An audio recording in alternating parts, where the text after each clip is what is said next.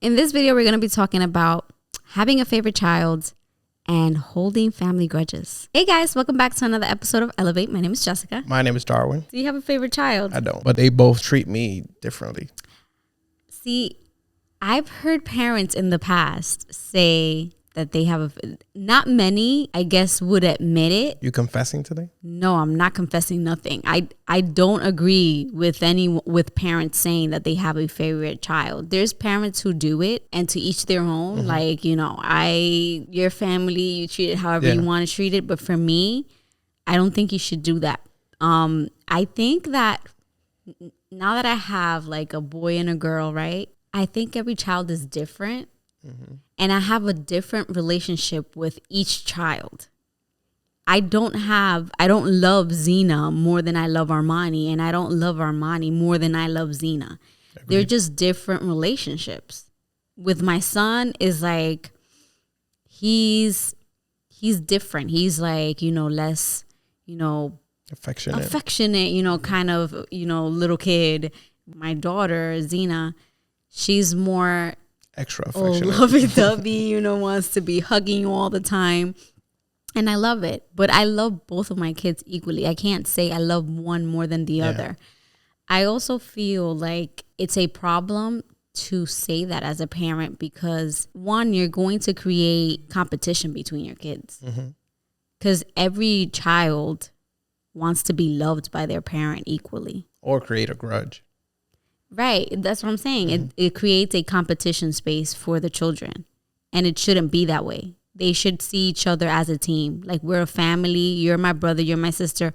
They're our parents. Mm-hmm. It's not like, oh, no, but, mommy likes Zena more because like sometimes, because of the age difference, maybe there may be things that I maybe think is more appropriate for Zena to have, let's say, to be complaining because she wants that toy, right? For example, even though recent events, I try to, I try to not make either of them feel like I'm choosing sides. But for example, if Zena has a toy that belongs to Armani, and she's like playing with it, and Armani starts complaining, oh my God, but that's my toy. Mind you, he wasn't even playing with it. And we're talking about a recently turned 10-year-old. Yeah. Oh, but that's mine. I'm like, Armani, like, you weren't playing with it. Like, let her play with it a little bit. What's going to happen? She's not going to take it away somewhere. You guys live in the same house. It's not like she's going to take it away from you forever. Yeah. Also like that sharing comes into play. And I try to explain to him, like, I don't really like how you're acting like you're 2 and you're 10. You're like her big brother. Why are you fighting over this little toy with a 5-year-old? You're getting on her level is what I try to tell him. And it's not even like a toy of, like a Nintendo Switch or something. It'll be like a Happy Meal toy that we know for a fact really, that he hates it and then he's just like, I don't want her to have it. Just being a brother, right? Yeah. Or vice versa, because she does the same thing. Yeah. And then I try to explain to her, like, okay, why don't you want him to play with your toys when he has something you want? I'm over here, telling him to share with you. Like, why don't you want to share with him? So I always really try not to take sides because I don't want my kids to ever feel like, oh no, mommy and daddy are always on so-and-so side. And I feel like us parents, we can do that. Mm-hmm. We're probably not doing it on purpose. Right? We're not doing it purposefully where it's like we're choosing one side more than the other. But for different reasons, different personalities, maybe your personality goes more with one child than the other. But that doesn't mean, for me personally, let's say my personality goes more with Armani. That doesn't mean I love Armani more than I love Zena. And I think that's important that as parents, we make sure that we don't make our kids feel like they're less loved than their sibling. And Armani now is recently, I feel like he's getting a little bit more affectionate because I think he sees that Zena is so affectionate and she's like rubbing off on him. It's like, sometimes before he will not like want to be all hugged up on. Sometimes I feel like he gets closer. Like, and I feel like he's maybe we shouldn't be putting his business out there like that. Yeah. But even when he was like little, I feel like he wasn't that type. And you have to respect it, because every person, again, is different. There are people, even as adults, there are couples, let's say, for example, in a couple scenario, there might be one in the relationship that's like, I don't want you all up on me all the time. I don't want you hugging me all the time. And that doesn't mean that person doesn't love the other person. It's just that person's love language isn't hugs. Yeah. So we have to be careful. We also have to be very careful with comparing our kids to one another, because one may be very disciplined at something and the other one might not be so disciplined. And, you know, of course, as parents, we want our kids to be really good at everything. And so it happens. I hear it all the time. I don't make that mistake, because I feel like growing up, I've heard this a lot from adults. I heard this a lot, not just in my own family, but in other families, where a parent would be like, oh, you know, why can't you be like your sister? She, you know, comes home and she does her homework and nobody has to tell her to do anything. And you know, have to, even though the sister is doing the right thing, and as a parent, that's what you want your child to do. You want your child to have discipline. You want your child to do good in school. You want your child to have, I don't know, whatever. You shouldn't say, why can't you be like so-and-so? Yeah. Because again, that creates resentment with the other kid, and you're going to make the other kid not even give a chance to their sibling to have a connection, because all the time they're just thinking, I don't like my brother or my sister because they make me look bad. Yeah. And they make my parents not love me enough because I'm not as good as they are. And I don't feel like it's just like in a household that, because I think you could do things like that. Like, for example, I'll bring Armani to the equation. Like and his baseball. Like, sometimes I would tell him, like, hey, like, I want you to have the drive that this kid has. Like, look at how passionate this kid is. Like, yeah, but you're not talking about his sibling. That's what I'm saying. Mm-hmm. But it's not like saying, like, don't ever do that. It's like, just be careful when you do it, because he's not going to see that kid as like, oh, my parents love him more than me. It's going to be like, oh, he's my competition in a way. Yeah. But you never want him to think like his sibling is a competition. Yeah, that's a very toxic. You create, as a parent, you create a very toxic environment between siblings when you do that. And again, like, that's what you hear when everybody grows up. They'll be like, oh, this kid is the favorite. Yeah, you hear that often. Yeah. And it's not fair. You know, like, no child should feel like they're loved less. And again, I feel like a lot of parents don't do it intentionally. Yeah. Especially, I think for my parents' generation, you know, when they were parenting my generation, our generation, you know, sometimes our parents didn't really think much of what they said. It wasn't like a big deal for them. And they didn't really put a lot of thought into the words that were coming out of their mouth. Sometimes it was just like, it is what it is. Like, it's the truth, you know, like, the truth hurts, whatever, like, tough love.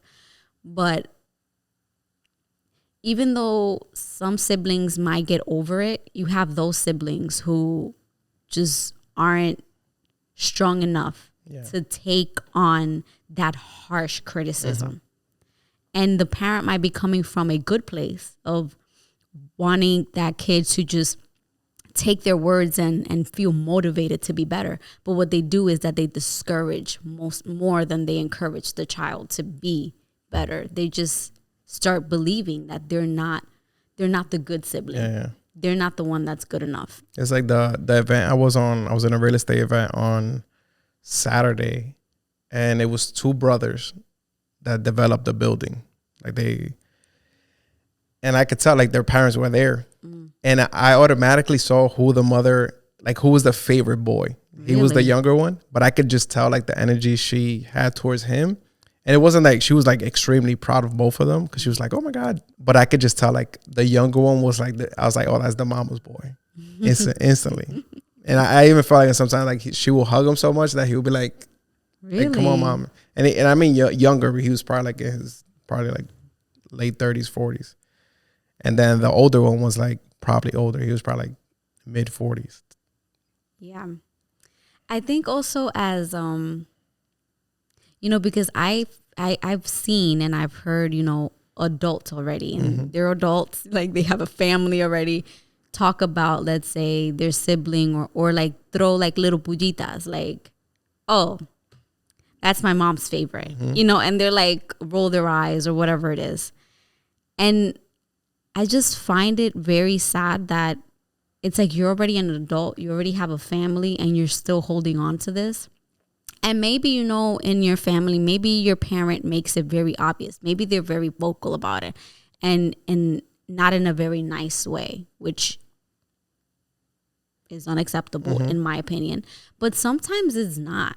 Yeah. Sometimes the parent just has a different relationship with each child. And sometimes there's a child who wants the parent to have the relationship they have with the other sibling with them.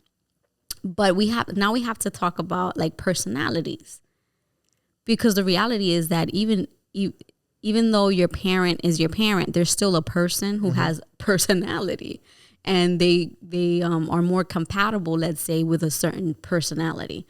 And even though maybe your parent isn't trying to make you feel like the less loved child or the less favorite child, let's say maybe they do have a better relationship with Maria, because maybe Maria, when she talks to Maria is understanding. Maybe Maria is more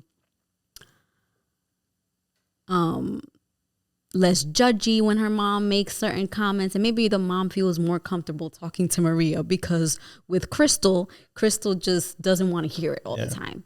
So sometimes as adults, we have to also think,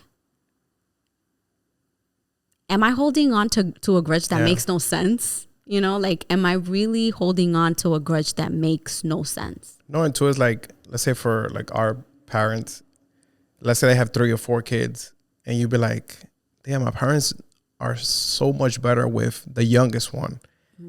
It's not that clearly they're much better, but they're just better parents because they have more experience. Yeah. So it's like with the first one, they're just kind of like trying to figure out.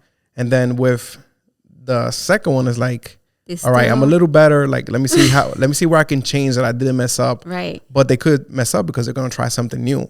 With the third one, it's like, all right, I know what I did with the first one. I know what I did with the second one. Let me not do it with the third one. Right. And then the fourth one is just like, let's go, bro. We got this. Yeah, usually with the last one, parents tend to be a little bit less strict, a little bit more like laid back. Because they realize like, damn, that didn't do anything. Yeah, and it's sometimes things are not that serious. When you're a first time parent, you're like the strictest. I feel like the first child gets the strictest, you know.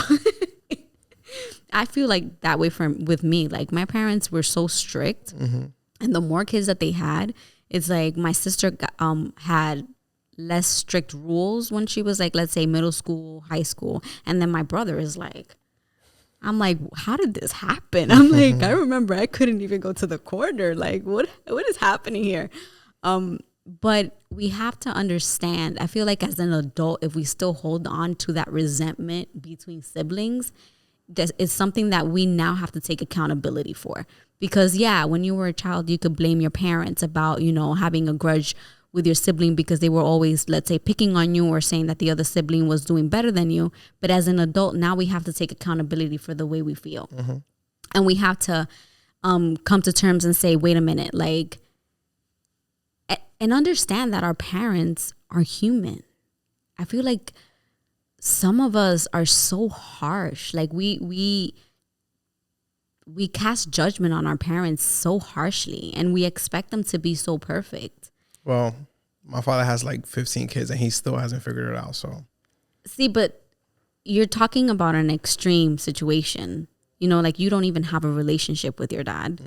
And let's say if you had a grudge with your dad, you have more of a reason to have a grudge than many kids. True. But even then, for you, I always tell you, it's not going to do you any good to hold a grudge against your dad. He's still your dad, and you're not going to be able to change him. Like, the most you can do is have a healthy boundary between you and your dad, which you even don't have to have because he doesn't even get close. But, you know, the most that you could do is take care of yourself mentally so that whatever your dad did in his life and all the errors, the huge errors he has made in his life, you don't carry on your shoulders, because what he did is not your fault. No, true. But when it comes to like the normal family with a mom and a dad, or just one parent, and just trying to have like a good relationship with the family you grew up with, sometimes as adults, for the sake of our own selves and our own mental health, we need to take matters into our own hands. And if we are holding grudges for things that make no sense, we should be taking care of that for ourselves so that we can move forward. And when we have our own family, say, okay, what are the things that I really didn't like my parents did with me and my siblings as I was growing up? And maybe now you as a parent, you can do those things better. But it does no good for us to hold on to these grudges or to hold on to these little, espinitas, that we have with, like, let's say, our siblings or our parents, because they weren't the way we wanted them to be while we were growing up. It does no good. It does more bad than it does any good. And so going back to the original question, should you have favorite kids? Absolutely not. I don't agree with that. I think your kids should be able to understand that it's okay for you to have a different relationship with each one of them. They should be able to understand, I am different than my brother and sister, but that doesn't make me better or worse. I think that's the main thing that we need to really focus on as parents. We need to make sure that our kids are not feeling better or worse than their siblings, because then a toxic environment, you've created a toxic environment without wanting to. Facts. Or maybe you did want to. I don't know. I don't think so.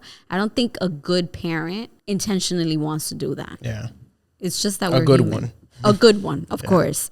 It's just that sometimes we do it unintentionally and we say things without thinking. And that child, they don't have past experiences. So what you may be saying that's coming from a good place might not be translated that way in their mind. And they're comparing themselves to the other families they see. And they don't even know what goes on behind the walls of the other family, but they're just like, oh my God, this family's so happy. Like, why is it mine like that? Well, that's a different, that's something that us adults nowadays have to deal with social media, the comparison game, but that's a whole different topic. Okay, that's it, guys, for today's podcast. Thank you so much for watching. If you're here on YouTube, thank you so much for listening. If you're on any of our audio platforms, don't forget to leave us your reviews. It really helps us out. Don't forget to hit the bell so you can be notified every time we post a video. And until next time. Peace.